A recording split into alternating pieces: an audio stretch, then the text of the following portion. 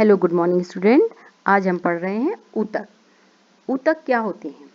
जब हम previous lecture हम ध्यान देते हैं तो जो हमने प्रीवियसली पढ़ा था, कोशिका हमारे जीवन की इकाई होती है और cell is the smallest unit of life and cell is the basic structural functional and biological unit of living organism. ये तो आप अपने दिमाग में बिल्कुल लिख लीजिए ये लाइनें, क्योंकि सेल जो होती है ये हमारे लिए बहुत इंपॉर्टेंट रखती है। अब जब कई सारी सेल्स मिलती हैं तो ये टिश्यू का फॉर्मेशन करती हैं, और जो कई सारे टिश्यू मिल जाते हैं तो ऑर्गन सिस्टम बनाते हैं। जब कई सारे ऑर्गन सिस्टम मिलते हैं तो ये ऑर्गेनिज्म बनाते हैं, और जब कई सारे ऑर्गेनिज्म मिलते हैं तो पॉपुलेशन होता है और जनसंख्या हमारी बढ़ती है। अगर हम परिभाषा देखें तो इस तरीके से कुछ कह सकते हैं इसकी परिभाषा को: समान उत्पत्ति, संरचना एवं कार्यों वाली कोशिकाओं का जो समूह होता है वो ऊतक कहलाता है। ठीक है।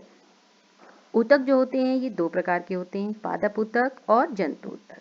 आज हम पढ़ेंगे पादप ऊतक के बारे में। पादप ऊतक जो होता है ये मेरिस्टेमेटिक एंड परमानेंट दो भागों में बटा हुआ होता है। मेरिस्टेमेटिक जो होती हैं ये ग्रोथ में हेल्प करती हैं। फिर ये तीन भागों में बटी होती हैं: एपिकल, इंटरकैलरी और लेटरल।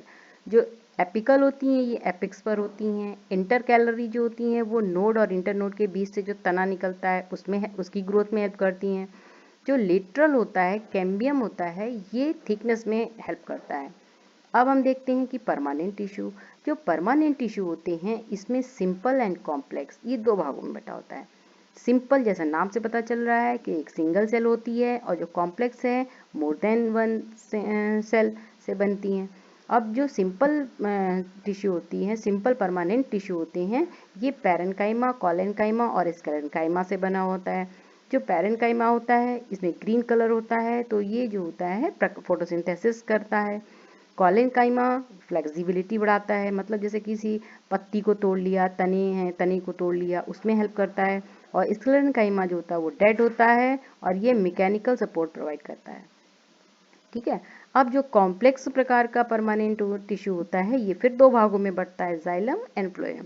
जो जाइलम होती है ये पानी को जड़ से ऊपर तक ले जाती है, पत्तियों तक, जब प्रकाश संश्लेषण की क्रिया होती है।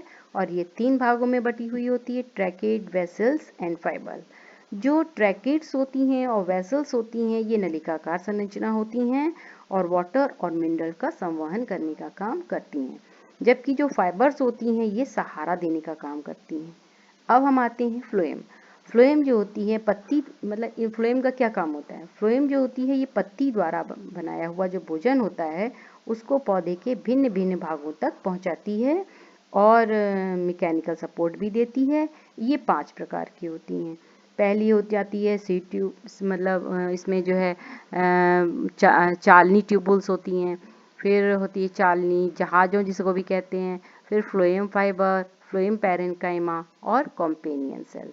तो ये जो जाइलम और फ्लोएम होते हैं ये इनको कंबाइंड रूप से संवहन ऊतक भी कहते हैं।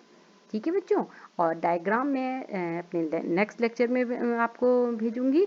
तो आज के लिए इतना। समझ में आया तो सब्सक्राइब करिए, लाइक करिए और शेयर करिए। Thank you.